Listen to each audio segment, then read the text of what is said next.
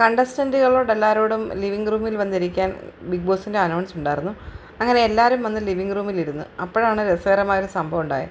Chocolate കൊടുക്കത്തില്ലെന്ന് Nivin പറയുന്നുണ്ട്. നിവിൻ ഞാൻ തരത്തില്ല, ഞാൻ എൻ്റെ ചോക്ലേറ്റ് ആർക്കും തരത്തില്ല, ഇത് എൻ്റെ ചോക്ലേറ്റ് എനിക്ക് വേണം. ജിഷൻ അടുത്തിരുന്ന് ചോദിക്കുന്നുണ്ട്, ഇച്ചിരി താടാ. അന്നേരം പറഞ്ഞിട്ടുണ്ട്, ഇല്ല ഞാൻ തരത്തില്ലെന്ന് പറഞ്ഞില്ലേ, പിന്നെ എന്തിനാ വീണ്ടും വീണ്ടും ചോദിക്കുന്നത്? ഇത് എൻ്റെ ചോക്ലേറ്റാണ്, ഞാൻ തരത്തില്ല.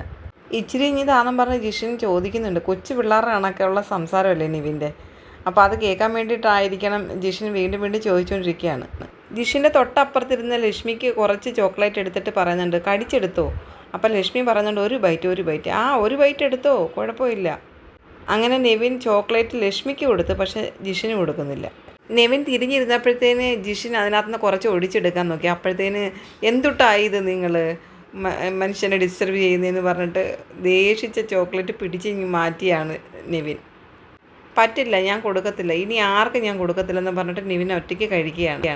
പറ്റില്ല, ഞാൻ നിങ്ങളുടെ അടുത്ത് നിന്ന് തട്ടിപ്പറിച്ച് മേടിച്ചോ എന്നൊക്കെ ജിഷിനോട് ചോദിക്കുന്നുണ്ട് നെവിൻ. എന്നിട്ട് നെവിൻ അവിടെ നിന്നിച്ച് അക്ബർ ഇരിക്കുന്നിടത്തേക്ക് പോയിരിക്കുകയാണ്. അപ്പോൾ അക്ബറിൻ്റെ അടുത്ത് ചെന്നിരുന്നപ്പോൾ അക്ബർ ചോദിക്കുന്നുണ്ട്, ഇനി നിനക്ക് തോന്നുന്നു ഞങ്ങൾ ആരെങ്കിലും തട്ടിപ്പറിക്കുമെന്ന്? ആ എക്സാക്ട്ലി, നിങ്ങൾ തട്ടിപ്പറിക്കുമോ?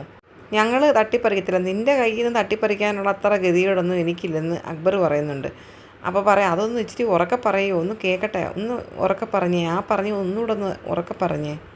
നീ പറയുന്നതൊക്കെ ഉറക്കെ പറയാൻ ആരാ, ഞാൻ നിൻ്റെ വല്ല ഇഷ്ടക്കാരും ആണോ എന്ന് ചോദിക്കുന്നുണ്ട്. അപ്പോൾ നിവിൻ പറയാണ്, യു ആർ മൈ കളിപ്പാവ.